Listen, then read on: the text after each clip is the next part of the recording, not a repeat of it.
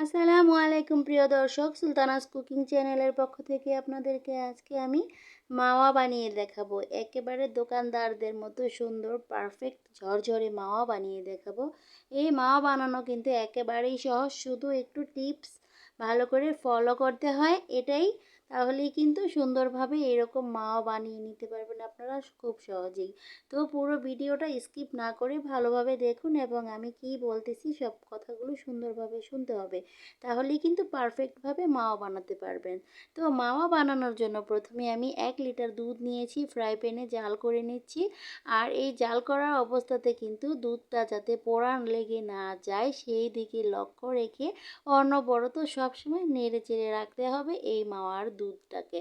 তো দুধটা কিন্তু আমি 1 লিটার দুধকে জাল করে ঘন করে নিয়েছি, দেখতে পাচ্ছেন অলরেডি অনেকটা ঘন যখন হয়ে গেছে থকথকে হওয়ার কাছাকাছি, এই অবস্থাতে আমি এখানে 1 কাপ গুঁড়ো দুধ দিয়ে দিলাম। আমি আসলে অনেকগুলো মাওয়া বানাচ্ছি 1 লিটার দুধের। আমার এখানে অনেকগুলো মাওয়া হবে, এগুলো কিন্তু আমি ডিপ ফ্রিজে রেখে দিব পরবর্তীতে কাজে লাগানোর জন্য। সেজন্য আমি বেশি করে বানিয়ে নিচ্ছি। আর আপনারা যদি চান অল্প করে বানাবেন, তা সেক্ষেত্রে কিন্তু আপনারা অল্প করেও বানিয়ে নিতে পারবেন, সেটা আপনাদের ইচ্ছা। তবে এই যে মাওয়া বানাচ্ছি এটা কিন্তু অনবরত নেড়ে চেড়ে রাখতে হবে। আর যখন আমি এই যে গুঁড়া দুধটা দিয়েছি, চুলার হিটটা বন্ধ করে দিয়েছিলাম, তারপরে গুঁড়া দুধটা দিয়ে ভালো করে মিশিয়ে নিয়ে এখন আমি অনবরত নেড়ে চেড়ে নিচ্ছি, দেখুন। আর এই যে এখন ঘন হয়ে আসছে, এই পর্যায়ে এখন আমি দিয়ে দিলাম 1 টেবিল চামচ ঘি।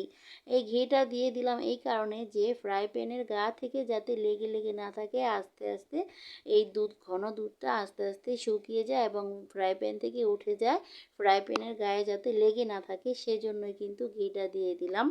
আর এই ঘিটা দেওয়ার কারণে এই যে যখন নাকি মাওয়াটা জমাট বাঁধবে তখন কিন্তু আরও সুন্দরভাবে জমাট বেঁধে থাকবে। আর এই যে এখানে আরও একটা টিপস আছে, আমাদের গরুর দুধ কিন্তু এমনিতেই মিষ্টি থাকে।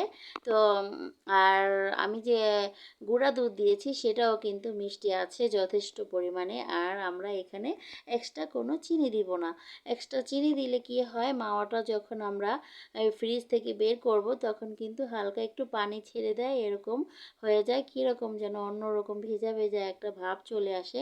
তো সেটা আসলে তো মাওয়াটা আর ঝরঝরে থাকে না, আর কীরকম জানি নষ্ট হয়ে যায়। সেটা আমি আগে অনেকবার বানিয়ে ট্রাই করে দেখেছিলাম। তো সেই জন্য আমি মানে এখন এভাবে করে বানাই। এভাবে করে বানালে কি হয় যে মাওয়াটা যখন আমরা ডিপ ফ্রিজ থেকে বের করে নেব বা যখনই আমরা এই মিষ্টি বানানোর জন্য বের করব ফ্রিজ থেকে, তখনই কিন্তু একটা পানি ছেড়ে দেয়, ভেজা ভেজা ভাব চলে আসে। তো সেই ভেজা ভেজা ভাবটা যাতে না চলে আসে সেই জন্য কিন্তু এখানে কোনো প্রকার চিনি দেওয়া যাবে না। আমি চিনি ছাড়াই এটাকে বানিয়ে নিচ্ছি, দেখতে পাচ্ছেন। এই যে মাওয়ার যে দুধটা দেখুন রান্না করতে করতে একেবারে শুকনো শুকনো হয়ে গেছে।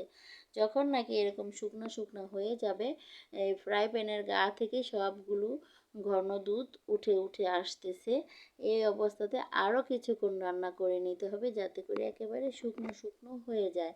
তো এখন এই পর্যায়ে কিন্তু শুকনো হয়ে গেছে যথেষ্ট পরিমাণে। এখন একটু ঠান্ডা করে নিলে আরও একটু শক্ত হয়ে যাবে। এটাকে আমি নর্মাল ফ্রিজে রেখে দিব 2-3 ঘন্টার জন্য।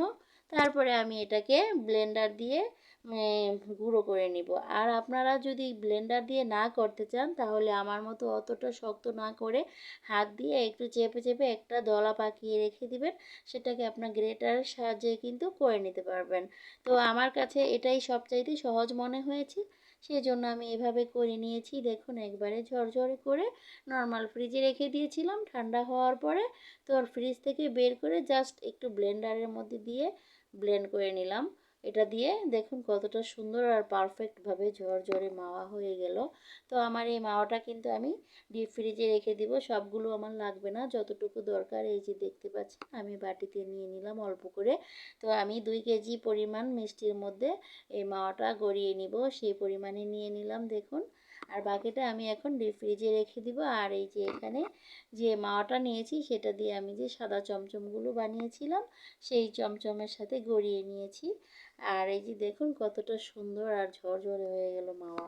তো আমার রেসিপি যদি আপনাদের কাছে ভালো লাগে প্লিজ আমার চ্যানেলটাকে সাবস্ক্রাইব করে রাখবেন।